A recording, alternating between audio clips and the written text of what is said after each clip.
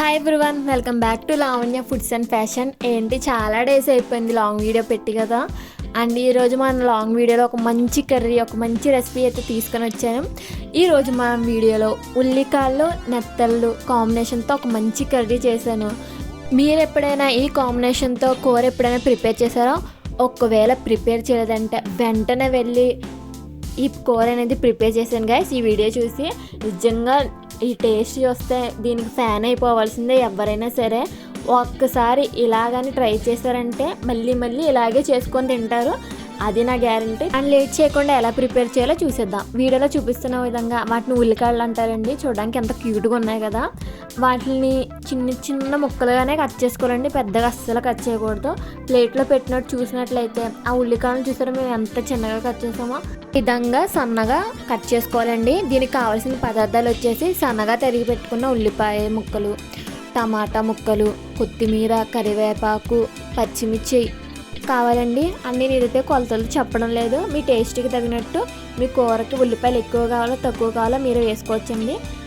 ఇప్పుడు స్టవ్ వెలిగించి ఒక ప్యాన్ పెట్టుకొని దాంట్లో 2 టేబుల్ స్పూన్ ఆయిల్ అనేది వేసుకోవాలండి.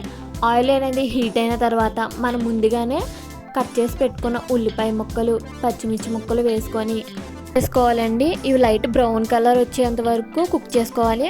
3 to 4 minutes అయితే టైం పడుతుంది.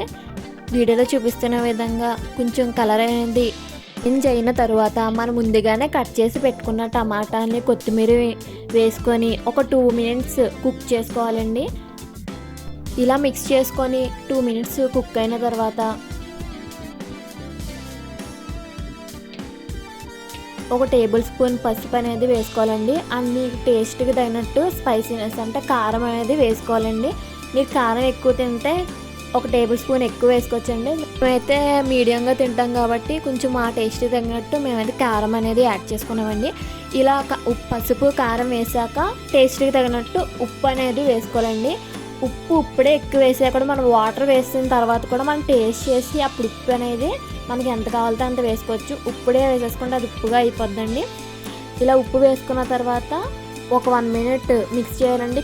కలిపిన తర్వాత మనం ముందుగానే ఆడించి పెట్టుకున్న అల్లం వెల్లుల్లి పేస్ట్ అనేది వేసుకోవాలండి. ఈ అల్లం వెల్లుల్లి పేస్ట్ వేసుకున్న తర్వాత పచ్చివాసన పోయేంత వరకు మనం కుక్ చేసుకోవాలండి. ఇలా పచ్చివాసన పోయేంత వరకు కుక్ చేసుకున్న తర్వాత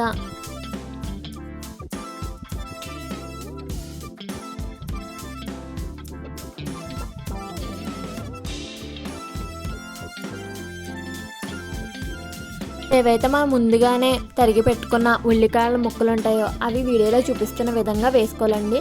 ఇలా ఉల్లికాయ ముక్కలు అనేవి వేసుకున్న తర్వాత వీటికి మసాలాలన్నీ బాగా పట్టే విధంగా మిక్స్ చేసుకోవాలండి వీడియోలో చూపిస్తున్న విధంగా.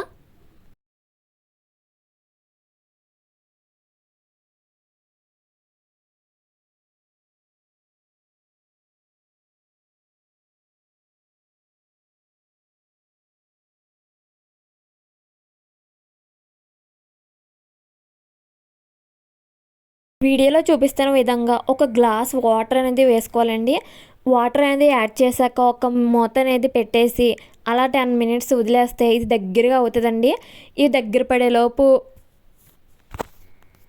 స్టవ్ వెలిగించి ఆయిల్ వేసుకొని ఒక టేబుల్ స్పూన్ పసుపు అనేది వేసుకోవాలండి. నేను ముందుగానే నెత్తలు అనేది క్లీన్ చేసి పెట్టుకున్నానండి, అది క్లీనింగ్ అయితే మీకు చూపించలేదు. ఇలా నెత్తలేదు ముందు క్లీన్ చేసుకున్న తర్వాత వీడియోలో చూపిస్తున్న విధంగా ఫ్రై చేసుకోవాలండి.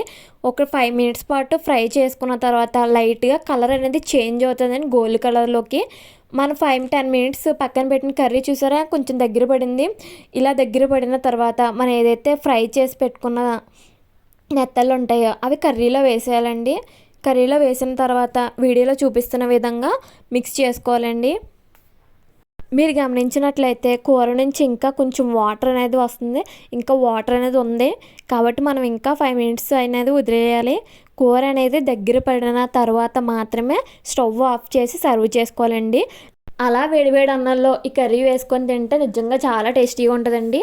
ఇలాంటి యూస్ఫుల్ వీడియోస్ కోసం మన ఛానల్ని సబ్స్క్రైబ్ చేయండి.